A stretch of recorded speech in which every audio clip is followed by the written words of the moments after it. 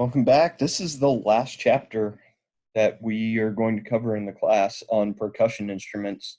It's kind of an in-between length of some of the last chapters, not quite as long as the woodwinds chapter, but a bit longer than the string and piano chapters. As we go through this chapter, we're going to break it down into just general vibrations in bars. This will be talking about both, really about both transverse and longitudinal vibrations in bars. We'll touch on torsional, which is kind of twisting vibrations. But then we will get into talking about tuning forks and your bar percussion instruments like marimba, xylophone, vibraphone, glockenspiel are the four that I'll mention. The slides really only talk about the marimba, but stuff for the marimba and xylophone are pretty similar. The vibraphone is a different beast, and then the glockenspiel is what most of you probably think of when you think xylophone. And we'll just kind of touch on that. Then we'll move into chimes, and then we'll talk about drums, particularly timpani, orchestral drums, not so much like a rock drum kit or anything like that, though I will talk a little bit about how what we're talking about for a timpani is not quite completely relevant to what you have going on with like a tom type drum that you have in a kind of more standard drum kit. And then we finish off with bells. And I have several videos on the page. The first couple are really covering just vibrations in bars, though there is some older content in there. The first video, these are both older videos from the 70s with a guy named Julius Sumner Miller. And he had a kind of a little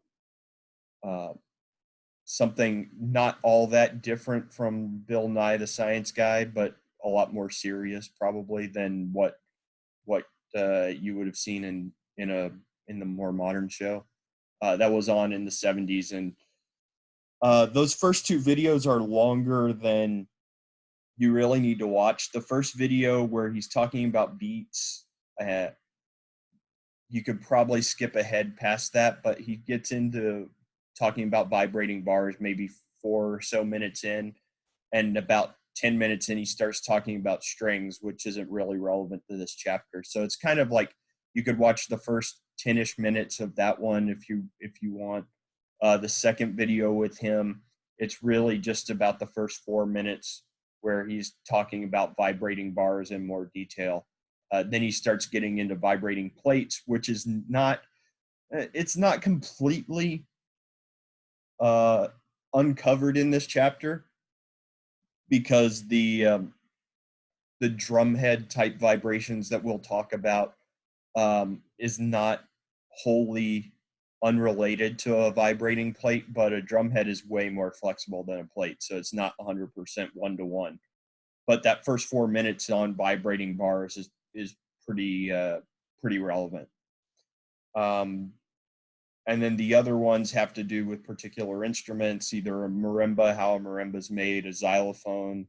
It's real. The xylophone and the xylophone video and the chime video are both by manufacturers of those instruments, so they're kind of bridging the gap between telling you how things work and trying to sell you stuff. So they may not be 100% that useful, but it does give you a window into what those instruments sound like.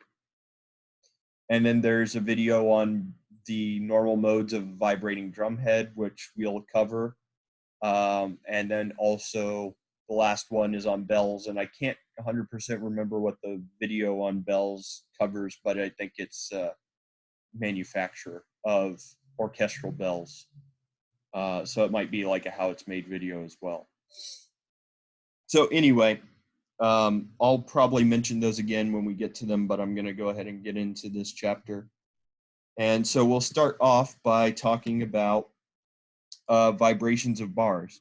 So when we have vibrations in solids, we have many different ways that we can have things vibrate. We can have longitudinal vibrations, which is not that dissimilar from what's going on in sound, where you have the molecules in the metal or whatever the material is made of compressing or expanding as the wave travels in the same direction as those oscillations go on. This is what we'll start by talking about. Longitudinal vibrations in bars are the simplest to describe because they only depend on how stiff the material is. They don't depend on the shape at all. You can have transverse vibrations.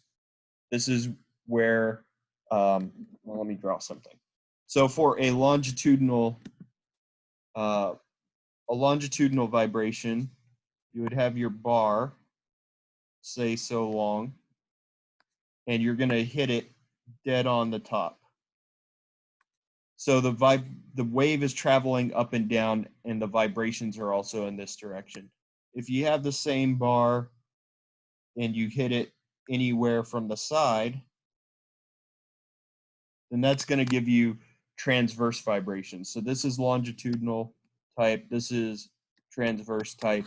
And it's not that dissimilar from when we talked about longitudinal and transverse waves at the beginning of the course. Here, your vibrations are traveling in the same direction as the wave. Here, your vibrations are side to side while the wave is traveling up and down the bar. The thing about a transverse vibration is you can have vibrations side to side here or in and out of the frame of the slide here. So what that means is, depending on the shape, if this shape isn't uniform, if I strike it this way, I'll get one pitch, and if I strike it this way, I'll get another pitch. Or you can even strike it from an angle, and that would give you a different thing, a different kind of vibration. And so because you have side to side this way and side to side into and out of the page here, there are two possible directions for these transverse waves, and you can get fairly complicated depending on how you strike the wave. And you can even strike down into it and excite both longitudinal and transverse vibrations at the same time. So we'll start by talking about longitudinal vibrations of bars. This is a lot simpler because all that's going to matter is how long is the bar, how stiff is it, which basically determines how quickly the waves will travel in the bar. And that's all you need to know. It can be square, it can be round, it can be a triangle. It doesn't matter. All that matters is how long is it, how stiff is the metal that you're hitting the bar with. So if we're striking our bar longitudinally, the fundamental frequency is going to be equal to the speed of sound in the bar divided by 2L. This is much like when we talked about sound waves in an open air tube. In this case, I believe it's antinodes at both ends as well. So you end up with V over 2L times 1 would be your fundamental. And all your higher frequencies are going to be integer multiples of this. So the longitudinal stiffness is intrinsic to the material, and that's what is determining the speed of sound. So steel, they mentioned here, the speed of sound in steel is about 5,000 meters per second. Think aluminum is I can't remember actually right now. Aluminum, I think, might be, it's a softer metal, so it has a lower a lower speed than steel, if I'm remembering right, though I could be wrong, because once you start getting into alloys, which you kind of run into with aluminum, there's not really a lot of pure aluminum. Things can get weird. So, but for any solid material, the speed of sound is going to be much higher than that in air. In air, we saw speed of sound about 300, 340, 350 meters per second. Speed of sound in solids is typically 3,000 to maybe 8,000. Some, you might even run into some that are even higher. So you're running into things that are at least 10 times, sound is at least 10 times faster in solids than it is in air. And so what this means is that for even fairly long objects like a 1 meter steel rod here, with this being 5,000, if I have 5,000 over 2 times 1, that would be 2,500 hertz fundamental, which is really high. It's obnoxiously high, to be perfectly honest. And then second harmonic would be at 5,000 hertz. Third would be at 7,500. And so these vibrations are going to be fairly high pitched. And then, of course, if you shorten your material, that gets even higher because your wavelength shortens. And to reach this speed, when you take lambda times f, you need an even higher frequency. If we were still having class, I have a really big, kind of chunky steel bar. I think it's stainless steel. That's right around a meter long. It might be a little bit longer, and I always bring that to class, and I hit it so that you can hear these vibrational modes, both longitudinal and translational. But I don't have access to that to show you guys, so you'll just have to watch the Julius Sumner Miller videos to get an idea of what's going on, especially that second video on bars. That first 4 minutes probably has a lot of stuff that's going to be covered, especially when we start talking about the translational vibrations here in a sec. The one thing that's interesting with the longitudinal bar, if you're hitting this, where you hold it does matter, because if you hold it at a certain position, you're going to force a node, a vibrational node at that position. And so by holding it in specific spots, you can actually pick out different harmonics out of this vibrational series just by holding it in different positions. I think he may do that at the beginning of that vibrating bar video when he's hitting it with a hammer. Now, transverse vibrations are a little bit more complicated. In this case, we will not have a true antinode at the end, and in the middle we'll also have something approaching an antinode. And the speed of our wave vibration, the speed of our vibration here is going to have a strong impact, because we have the stiffness going in, but you're probably all familiar, if you have a really thick piece of something, it's technically stiffer than a thinner piece of something. Though that intrinsic stiffness quality is the same, once you start putting these forces kind of at a distance, the thickness is going to matter.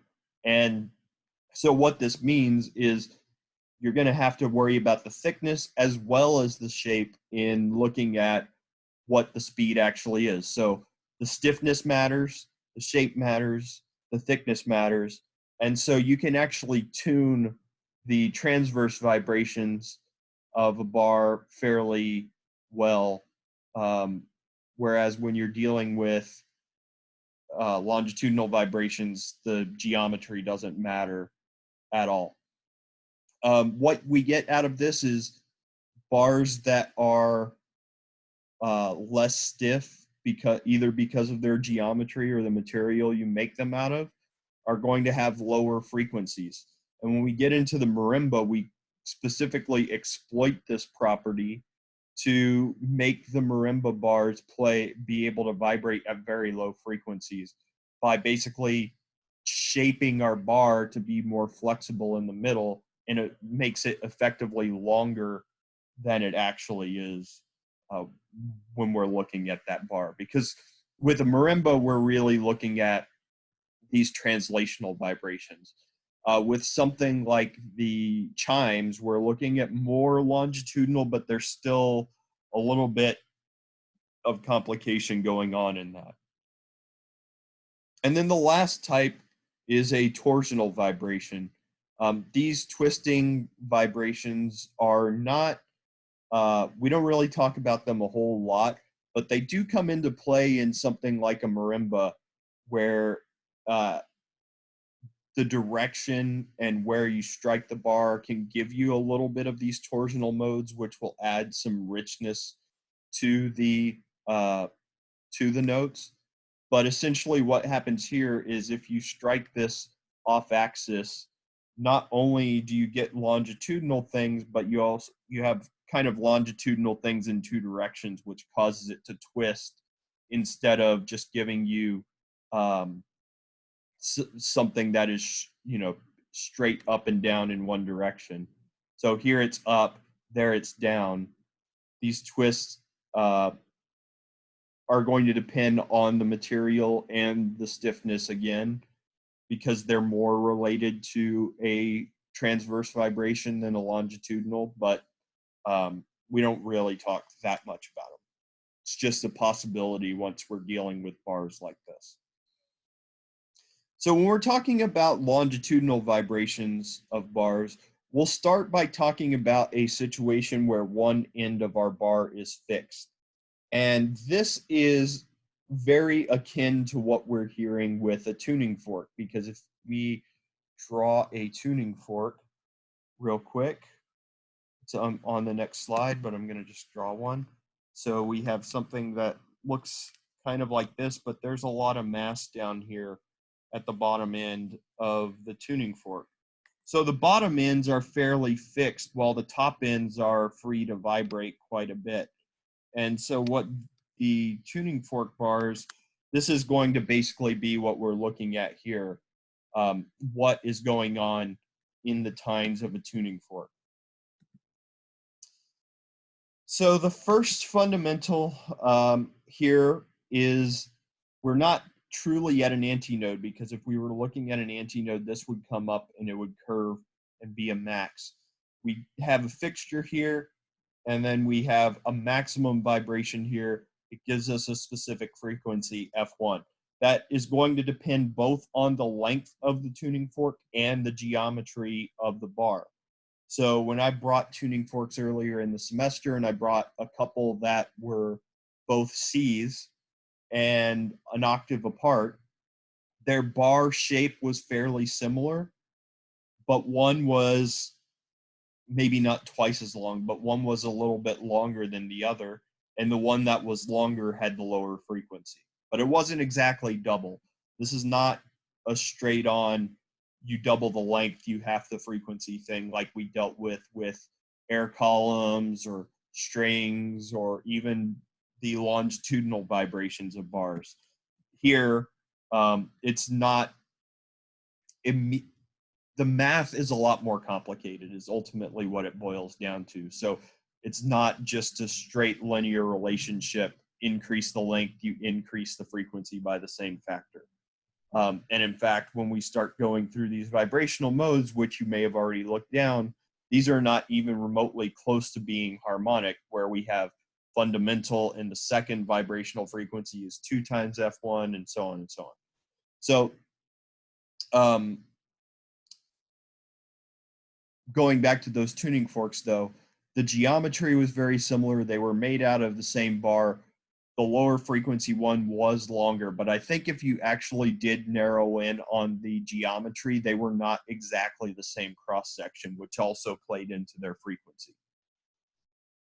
So for the second vibrational mode, you can see here we have kind of an antinode location here, a node here, and then something that's not quite an antinode here. And when we compare this frequency to the fundamental, it ends up being a non-integer 6.27 times the fundamental. And then for the third, we do have a couple of nodes, things that are like antinodes and not really complete antinode at the end. And our fundamental, or sorry, our third frequency is now 17.55 times the fundamental. So like I said, the math is not as easy as strings or any of that other stuff. So we get these weird kind of non-harmonic series out of this. But what we can take out of it is that if I design a tuning fork to be at 440, then that second fundamental is something like 2500 hertz. It's a really high-pitched sound. And so what you typically hear when you strike a tuning fork, especially with something hard, is you hear a fundamental, but you hear a really high pitch on top of it. And we call those high pitches, which are these higher order vibrations, clang tones.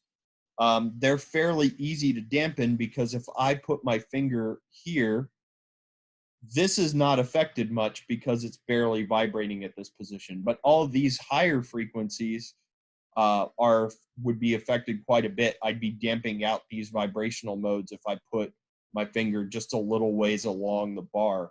And in fact, I did that quite a bit. I don't know if you noticed it when I brought the tuning forks in to deaden out those clang tones so we could actually hear the notes that I was trying to have come through. So with the tuning fork, we have two of those fixed bars vibrating together. The lowest vibrational frequency is going to be the fundamental, and it comes from these tines waving to and fro. You also do get a little bit of a longitudinal vibration in the bottom part, which I exploited a couple of times when I brought tuning forks in by actually just putting the tuning fork on the table. And so what it was doing, it was taking the vibrations of the tines and transmitting them down into the table. It caused this to be louder and then also to kind of not sustain quite as well. It would have radiated away sooner. The higher frequency modes are clang tones. So if we go back to the previous slide where we were looking at this second one here, look at what's going on with the tines on this one. It's very similar to that, where we have something that looks like an antinode, a node here at the end, and then something that's vibrating here. This higher frequency vibration, this is the clang tone, and it's much higher in frequency. It decays more quickly in time. And again, if I put my finger in a certain spot, so if I were to just look at my tuning fork and come down and put my finger, well, maybe that's not the greatest spot, something more like right here. I'm going to be deadening out this vibration more because at this point, that's not really vibrating yet, but here it actually has. And that was a trick I exploited so that I could deaden out the clang tones rather than have them ring through. Because when I was bringing in those tuning forks, the clang tones are more audible to us just because of the frequency. If this is, if this was a 256 and that one was about 6 times, so you're looking at something that's like 1500 hertz, we hear 1500 hertz way, way better than 256. So if I'm trying to have you hear 256, I needed to deaden that clang tone quickly. And that's what I did by putting my finger just a little ways up on the tuning fork.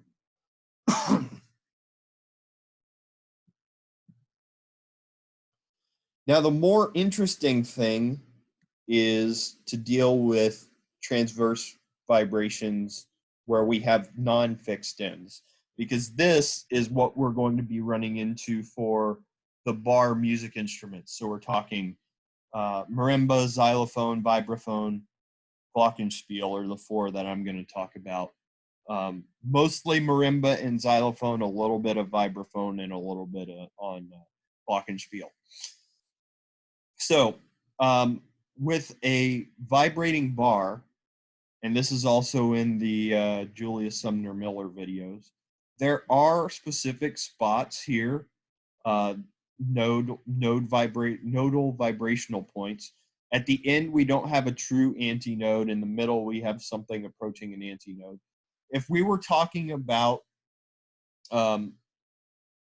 what was going on with a standing wave in an open tube, you would probably immediately think this is a quarter of the length, this is half of the length, this is a quarter of the length. But in reality, this is only like 22.4%, 22.4% on this side, which leaves about 55% of the length in between the nodes. So the fundamental is not just going to be dependent. It's dependent on the length, but not simply like when we were dealing with vibrations in air column or something like that. As we go further on, we're going to see our second mode is 2.76, our third mode is 5.4, our fourth mode is 8.93. So again, we're dealing with a non-harmonic series. It's not blowing up as quickly as we saw for the one end being fixed, but it does grow fairly rapidly. Now, to get around this in our barred music instruments, what we do is we suspend them at these nodal points because we don't want to waste the vibrational energy in the bar. So in a marimba, when you have your bars of the marimba, there are the points where the chord goes through are actually on these nodal points of the fundamental for that bar. Now, what you do for the other part is we're going to vary the geometry so that these shapes are slightly different and we get something much more in line with a harmonic series. And we'll see that on the next slide. And also, if you watch the How It's Made video on the marimba, they show them tuning the bars as they make the instrument. So marimba, the bar layout is very similar to a piano in that on the bottom you have all the unaccented notes, and then up here the top bars are like the black keys on a piano. The marimba bars are translational vibrations. They have air columns underneath to amplify the sound. A lot of them are open, but some of them are closed off, so you can tune the vibrations. And some of them need to be closed so that they can actually resonate at the frequency that the bar is vibrating at. And I believe in the How It's Made video, they show that for the biggest, lowest notes on here have plugs. Tuning plugs in the bar, in the resonating chambers, so they're closed air columns instead of open air columns.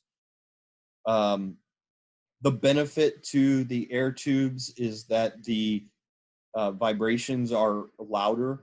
Striking a marimba bar on its own without the vibration, the resonating air column underneath is not very loud.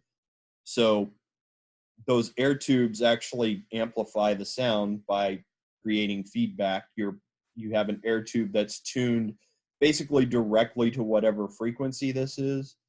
And so if I'm playing something that is 440 hertz and the air column is made to vibrate at 440 hertz, then you get a louder sound, just like when you blow in a beer bottle or a soda bottle. You're hitting a particular resonant frequency of that, and that sound is loud. Now, with the marimba, the bar shape, the underside of the bar is curved. So here are our nodal lines that we will actually fix the bar at. And by cutting this arch into the underside of the bar, what we're doing is making the middle of the bar more flexible. And by making that more flexible, we will artificially pitch the bar down.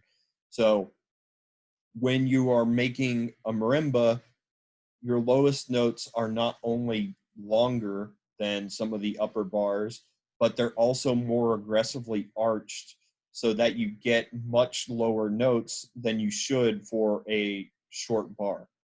The other benefit to cutting this arch in is, depending on how you cut it, you can actually change the shape of these higher vibrational modes. So if we go back a couple of slides to where we were seeing this, notice that this node moved out quite a bit, and this node is not moved out quite as much. These are a bit narrower as a result. So what this means is that where this was 2.76, this might be closer to 2. So you're running into something, it's really obvious here that the middle is much narrower than these side vibrational pieces, where when we look at this, these are all the same. And this has to do with cutting that arch in because it's much more flexible here in the center. And so we have different wave speeds at different positions. This is going to affect the tone of the bar. So when they're shaping these bars, they actually know for which specific bar, what frequencies they want these overtones to lie at, and they will recut this arch until they get the specific fundamental and higher octave notes that they're looking for. Now, typically you're going to strike a marimba near the center. You do get some extra richness off of the bar by striking torsionally, but as someone who has never played a marimba and has only watched it a handful of times, I cannot even begin to tell you all the technique that goes into it. But if you're just striking down dead center here, this shape, by having different wave speeds at different positions, that's what gives these different shapes to the fundamentals, so that these antinodes here are not the same size as these. This one's clearly not the same size as this. And that's going to change the series of overtones, where this might have been one, this is 1 for sure. This might be closer to 2 now. This might be almost 3. And so something that is originally not even close to harmonic ends up much closer to a true harmonic series. So before we go on to chimes, there's a second video showing a xylophone.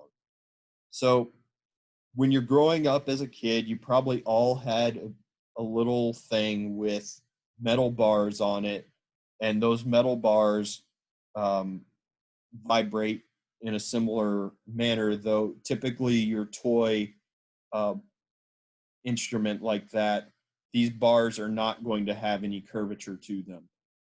And in that, though, realistically, if you're talking about an orchestral glockenspiel, those bars probably do have some arches cut into them, but your toys are just solid metal bars. So what you would typically run into with a toy that you would probably call a xylophone as a kid is that's actually more akin to what is called a glockenspiel, which is a very short range metal barred instrument, which typically doesn't have resonating tubes, but sometimes you may run into some that do. Again, glockenspiels, the bars are almost always made of metal, and they may not be tapered like this, though again, sometimes they are. So a glockenspiel is like a toy xylophone, but a real glockenspiel, of course, is probably much higher quality than a toy. Basically, that's a long way of getting to what you called a xylophone as a kid is not a xylophone. A xylophone is much more akin to a marimba. Some of the main differences, marimbas typically have a larger playing range, so they'll play like 4 1/3 octaves, whereas a xylophone will typically be like 3 to 3.5 octaves. So you get more range out of a marimba.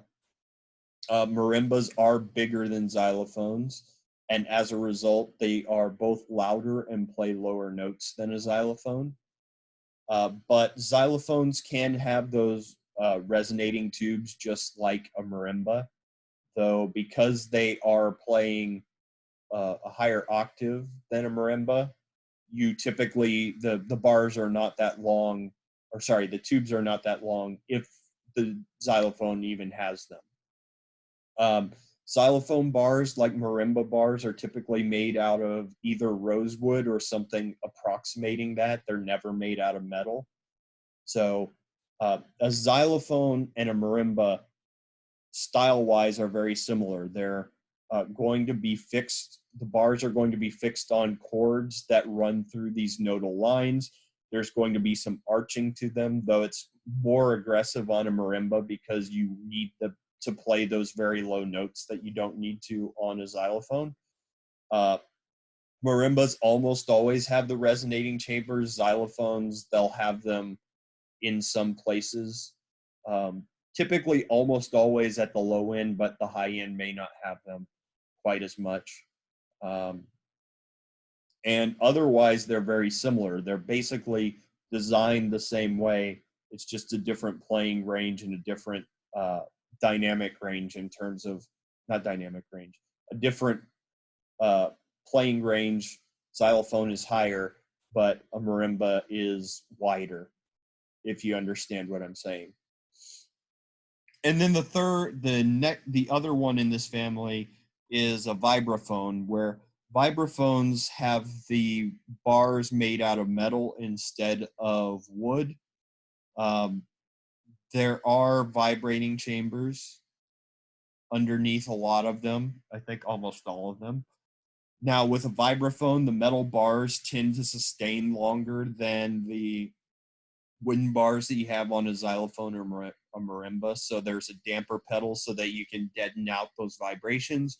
Plus, you have the ability to electronically bring in kind of a tremolo effect in a vibraphone. So it's a similar playing style to what you would run into with a marimba.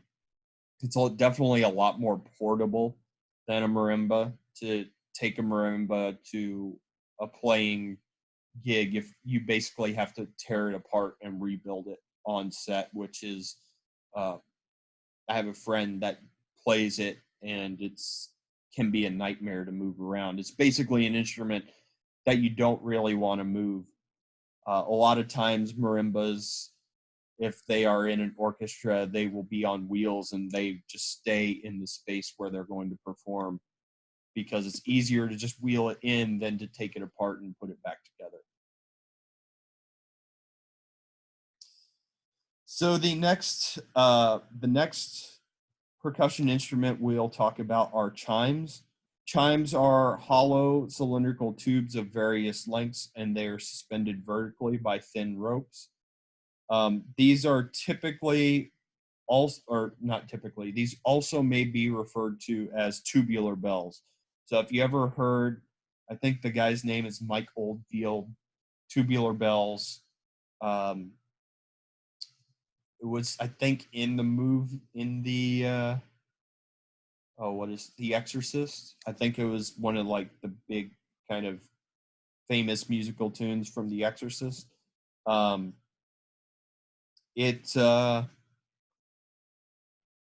That's why it's called tubular bells, because he was actually playing chimes for that. When you're dealing with the transverse modes of the chimes, they have approximate frequency ratios of 2, 3, 4. So this is almost a true harmonic series. We usually hear the fundamental because of fundamental tracking, and modes higher than this are not harmonic. The video on chimes really just deals with playing chimes, how you strike it to get the best tone. I don't really have much more to add to how chimes work. but these are transverse modes that we're looking at. Remember, when we talked about a solid bar, we said, well, it doesn't really matter what the shape is, but once we deal with tubes, it's fairly easy with the thin walls for there to be kind of cross-pollination between the transverse and longitudinal modes, and that's why we don't end up with a dead-on true harmonic series like we do for a solid material, if I'm understanding things correctly. So now we get to drums. I will caution before we move into this that when we are talking about drums here, we're really talking about timpani or orchestral drums. We're not really going to dive that much into a modern drum kit type situation. The main complication is that when we are dealing with a timpani, you have one vibrating drum head, and the shape of the timpani is designed to work with these vibrational modes of a single drum head. Once you start getting into a tom material where you have two membranes, one on either end, and there's interactions between those two membranes, coupling of vibrations between the two, we're changing the whole dynamics of what's going on. So we're going to spend a lot of time talking about these nodal lines and nodal circles for vibrational motion of a drum head. This stuff does go on in a tom drum, but it's more complicated because with a timpani, the vibration is kind of getting bounced back to the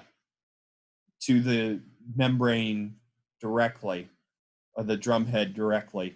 When we're dealing with a tom and we have two membranes, the interaction between them is not as simple to describe as what we see here with a single drum head. So when we are looking at a drum head, we have nodal ring vibrations, like they show this here. And then we have nodal line vibrations where we have crossovers. So on this case where we have 0 nodal lines and 1 nodal circle, the nodal circle is actually the outside of the drum head. The center of the drum head is free to bounce up and down as much as it wants. On this second one, we have a nodal line, nodal circle on the outside still, and then this one that's kind of centered here is at the same height. So what would happen here is from this ring to here, you have one antinode where the center is bouncing up and down, but this ring is not moving. And then in between those two rings where this third ring is, this is vibrating up and down as well. And so here we have 2 nodal rings. And this third one that they're showing is 1 nodal circle. Well, I keep saying ring, but nodal circle on the outside where our drum head is fixed. And then we have a nodal line through the center where this part is not vibrating. So this part here is up, this part is down, this part would then vibrate up, this part would vibrate down. And so we would have a line through the center that doesn't move, and then we have our antinodes on either side of that. The next slide has a bunch more of these vibrational modes. Also, the video showing the vibrational modes of a drum head goes really well with this slide, because on the next slide, they kind of just show the ratio of all these vibrational modes. On the video, they actually have someone sweeping through frequencies so you can compare to what you see on the next slide, or the slide after next. So again, this first one, this is a nodal circle on the outside, no nodal line, so we just have one big antinode. Here we have a nodal circle on the outside, and approximately around this second ring, we have another nodal circle. So the the middle is vibrating up and down, and this part here around this third line is vibrating up and down. This one looks like, to me, third one looks like 3 nodal circles and 0 nodal lines, but it's really hard to tell on this still picture. The outside's still fixed. It looks like we have one nodal ring right around here and another one right around here. And so we've got an antinode here, kind of here, and then at the center, which is giving 3 nodal rings in this case. This one is clearly the 1 nodal line, 1 nodal ring vibration, because this goes up and down over here, this goes up and down over here. Now, I'm pretty sure that in the video, they're feeding different frequencies to the drum head with like a speaker. So it's not like they're striking it. The one thing that we'll talk a little bit about is we have all these vibrational modes, but how do we excite different vibrational modes to get different tones for these? Well, you strike it in a different position. If you strike it dead center, the only thing you can excite are these modes with nodal rings. But if you strike off center, so if I strike it, say, over here, then I'm going to get both, I'm going to predominantly get these kind of modes that have nodal lines in them, depending on how close to the outside I strike them and all this. So continuing with the vibrational modes, you'll notice that the slides got these backwards, M and N. M is nodal lines, N is nodal circles. That's backwards from what they're talking about here.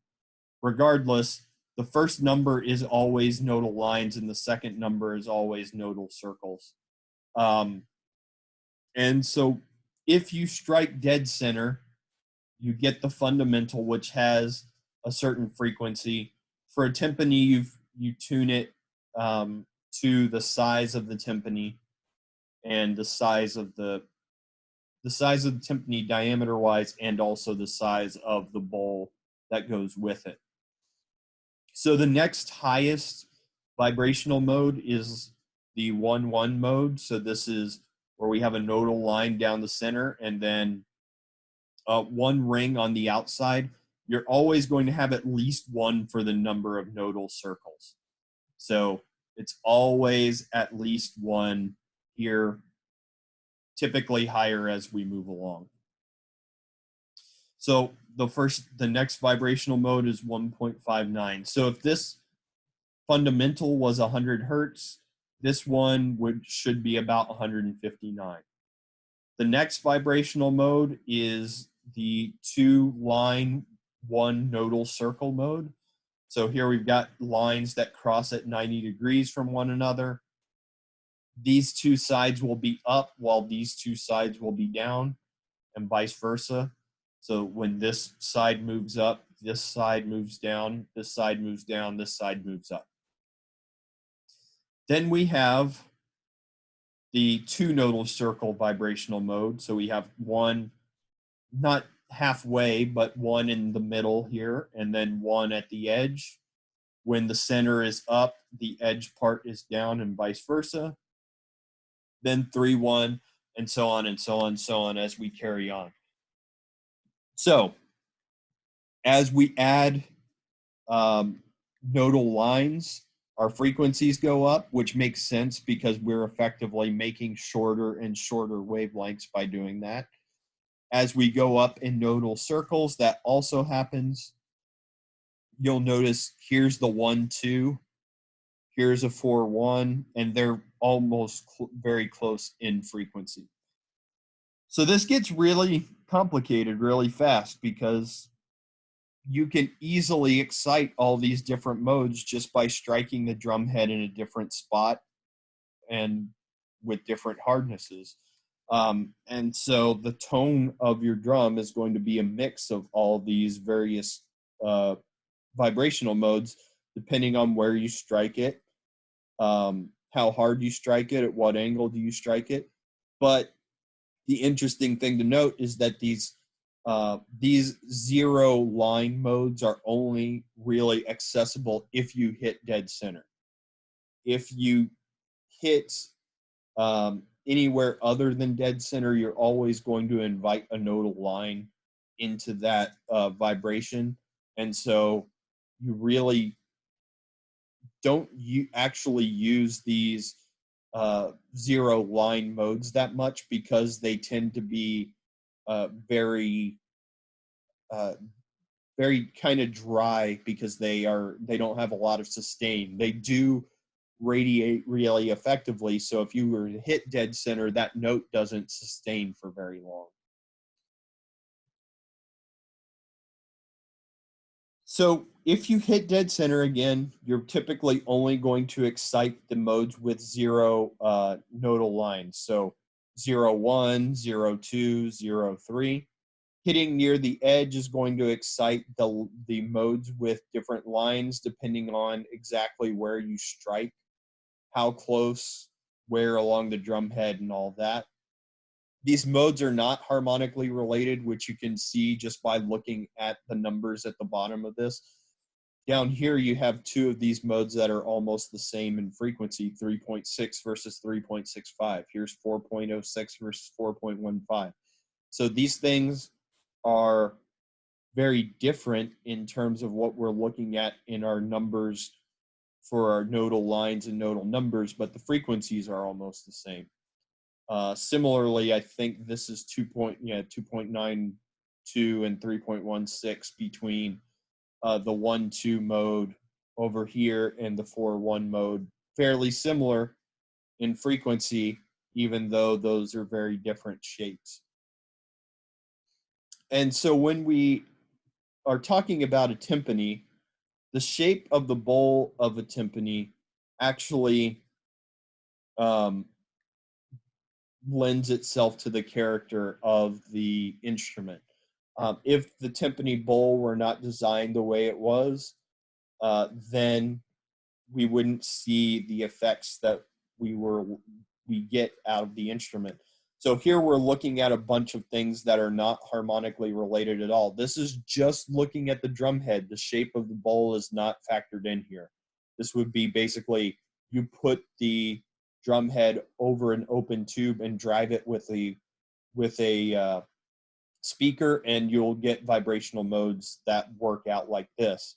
Now, when we shape our timpani bowl in the way that we do, because we're going to have different amounts of air between different parts of the drum head and the bottom of the bowl, we get different shifts in frequency to different modes. The 0-1 mode decays very rapidly, and on top of that, it's really hard to hit near the center of a timpani. When you're playing a timpani or in an orchestral drum, you're very typically hitting near the very edge of the instrument. So by shaping the bowl the way they do, we get different shifts in the frequencies to the 1-1, 2-1, 3-1, and even the 2 modes. They don't show all of them. The 1-1 mode is the one that is the most affected. And what you end up with is a harmonic series out of that, where the vibrational modes would be 2, 3, 4, 5. So if we go back to just the drum head and we're looking at 1-1 and 2-1, these are not even remotely close to a 1.5 frequency. This would have to be, with this being about 1.6, to get to 1.5, which would be a 3-to-2 ratio, that would have to be about 2.4. So it's down about 20% from where it should be. But when we put the drum head over a timpani and we shift 1-1 down by a lot, and we only shift 2-1 down by a little bit, we can get that 1.5 frequency ratio between the 1-1 and the 2-1. Again, we're typically not exciting the 0 modes in a timpani, so getting to 3-1 we would be looking at that being almost double, which again, 1-1 is shifted down more than 3-1. And so you can get that octave relationship between the 1-1 mode and the 3-1 mode. And again, that has to do with the shape of the instrument bowl to the timpani. Now, before I move on to bells, I'll talk a little bit about toms here. So a tom drum is probably the type of drum that you're most familiar with in kind of typical popular music. If you see someone playing a drum kit, they've got floor toms, they've got a kick drum, which is also another kind of tom. In these cases, you typically have two, the toms are a hollow cylindrical shell that's got a vibrational head, drum head on the top and on the bottom. And so it's very different than what we're looking at for a timpani. The tone is very dependent on the two drum heads. Are they at the same tension? Are they at different tensions? Are they similarly flexible? Are they differently flexible? How is the shell shaped? Because the shell can actually redirect some of the vibrational energy and give you better coupling between the two drum heads. So when we're talking about toms, they're very, it's very hard to describe what's going on. I've never really found a great resource that puts it in plain language, because the timpani is a lot easier. We have one vibrating drum head, but you can imagine that when you have two drum heads, one on the top, one on the bottom, plus they're also physically connected by a vibrating shell, you have a lot of mutual vibration between them. Now, they tend to be more, I would probably say you tend to get a little bit better sustain because you have sympathetic vibrations between the top and bottom drum head, where one is maybe the top is vibrating and then it sends the vibrations to the bottom and then that sends it back to the top. Much like when we talked about piano strings and you having multiple strings increasing the sustain of the instrument, having multiple drum heads can increase the sustain of your toms because that energy is not so readily radiated away. Typically, the bigger the tom in diameter, the louder, the lower the notes are going to be. So that's why a floor tom is a deeper sound than a rack tom, and a kick drum is typically even deeper than that, but a kick drum is typically a lot narrower, not diameter wise, but thickness wise compared to a floor tom. So you have to not only worry about the diameter of the tom, but how deep it is. Snare drums are toms where the underneath on the bottom of the instrument there are snares, which are usually metal, but they can be other things, which are just metallic wires, so that when that bottom drum head hits the snare, it kind of gives a little bit of a rattle sound to it. Snare drums have a lot of different sizes. I know a friend who actually took a floor tom and cut it down, and he's got this really enormous snare drum, which is kind of unique sounding, just because it's so big. It's ridiculously big for a snare drum. But the snares are typically removable, so you can pull them off and kind of not have quite as much rattle to it by pulling the snares directly off of that bottom membrane. So I don't really have too much more to add there. Just to say that timpanis are orchestral drums. That's really all that's described here. Popular tom type drums are way more complicated just because we're dealing with two vibrating membranes that interplay with one another, as opposed to a timpani, which is one vibrating membrane that's only interplaying with something that's fairly solid in terms of the bowl of the instrument. So the last thing we have are orchestral bells. Now, there's a video on bells. I think it's a how it's made type video. With bells, we are dealing with vibrations similar to plates, because a bell you can think of in some senses as a plate that's just been shaped into a bell. So this is showing the vibrational modes of this particular bell, where you have here we have a line, and then we'll have nodal rings as well. So here there's no real nodal rings, but there is a nodal line. Here we have a nodal ring and nodal lines. Here's a nodal ring and nodal lines, and you'll notice the positions are very different as we go through this. The bell edge is always going to be ultimately something that is free to vibrate, so you can have an antinode at the edge. You don't have to have an antinode at the edge. You can see here, this is not a true antinode because we're not centered on that vibrational kind of pattern here. This is bigger than it. This might be antinodes. It might be dead center to that shape in particular. So when you're designing the bells, they actually will test out and reshape the bell so that you have the particular tones from here's a fundamental, here's the overtone, here's the overtone. How do they match up with the fundamental? So not going to really add much more there. I would recommend watching the video to get a little bit better understanding on it. Bells typically we don't talk that much about. So I don't really have a whole lot more to add because it's actually not as common an instrument percussion wise as the others we've talked about. They're kind of a very, very niche instrument that you don't see show up very much in typical cases. And I should say these are hand bells. Like these are typically will have a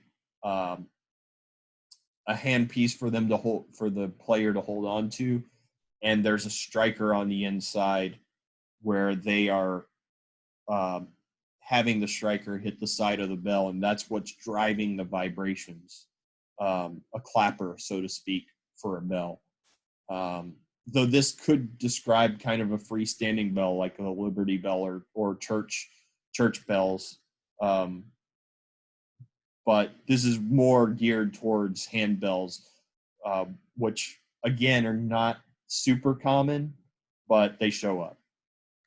And with that said, that's really all I have for this chapter. So if I remember right, the homework kind of focuses a lot on the drum heads and vibrations and bars. I think those are the things that pop up the most. This is not tested in the chapters or in the next test that's coming up. It will show up on the final, but I'm not 100% certain at this point how much of it will be in there. I know that I think when I redid the test the last time around, I think I added all of the questions, but I'm not sure if I'll do that this time. So I haven't planned the final 100% out yet, other than it's going to be 100 questions from stuff that's been covered throughout the semester. So that's all I can tell you at this point. I can't tell you the percentages, though. I think these two chapters, the piano chapter and the percussion chapter, don't have all that much in the way of homework questions. So we'll see. I've got to look over them. and make decisions like that. But that's really all that I have. So this is not on the third test. Some of it will be on the final at least, but the homework is not even due until the end of the class, essentially. So you will, even though this is going up soon, tomorrow is Monday, you won't be really needing to do this until very much later on.